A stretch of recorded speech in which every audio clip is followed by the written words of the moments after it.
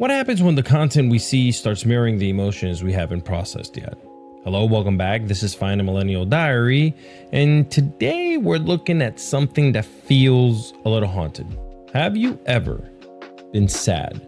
Like really sad, and then TikTok or Instagram, maybe YouTube suddenly starts feeding you breakup videos and grief montages? Like the algorithm knows what you're going through before you've even told anyone. Well, let's talk about how our emotions are being tracked. They're being fed back to us and what that does to our mental health. Now, if you're heartbroken, didn't post anything, didn't tweet it, but suddenly your feed is full of signs they were never the one, or healing after narcissistic abuse, how to grieve a life you thought you'd have. Well, that's not coincidence. That's data. That's machine learning. That's your sadness becoming their content. The algorithm's job is to keep you engaged.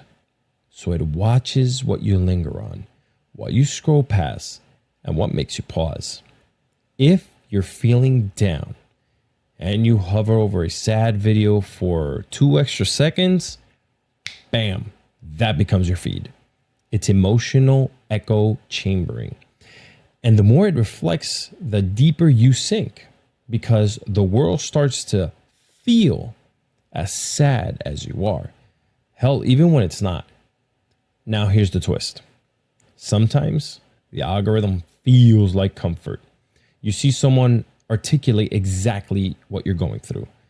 Well, you feel seen, you're understood, you feel validated. And that can be healing.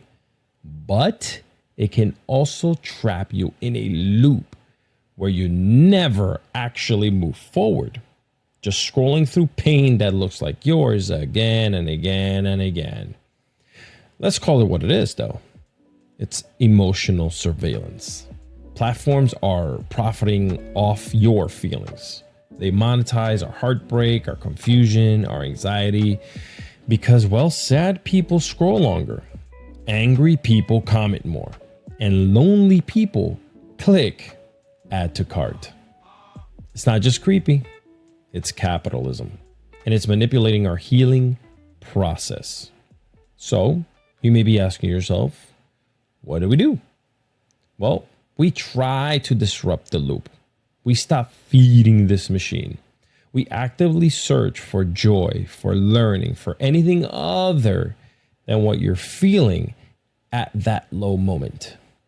We remind ourselves, just because it's in our feed doesn't mean it's our fate.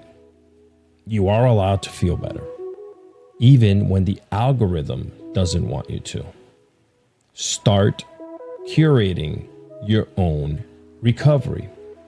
Follow accounts that lift you up. Mute content that drags you back, and that includes people as well. Seek out things that make you laugh or think or breathe easier. See, you don't have to pretend to be okay, but you also don't have to live inside a sadness loop curated by some damn code. You're a human, not a data point. So, really quickly, let's answer the question. What happens when the content we see starts mirroring the emotions we haven't processed yet? We start thinking our inner world is the entire world, the whole world, and we forget we have the power to change the channel. Next up, ghosted, blocked, and left on red, because digital rejection hits different, and we need to talk about how it's reshaping the way we love, detach, and heal. Now, if this episode gave you some type of clarity, head over to alexiscardoza.com to catch everything in one place. Follow the show on Apple or Spotify, and hit subscribe on YouTube. Your support helps me cut through all of the extra noise out there. Protect your peace, reclaim your feed, and remember, this is fine. Goodbye.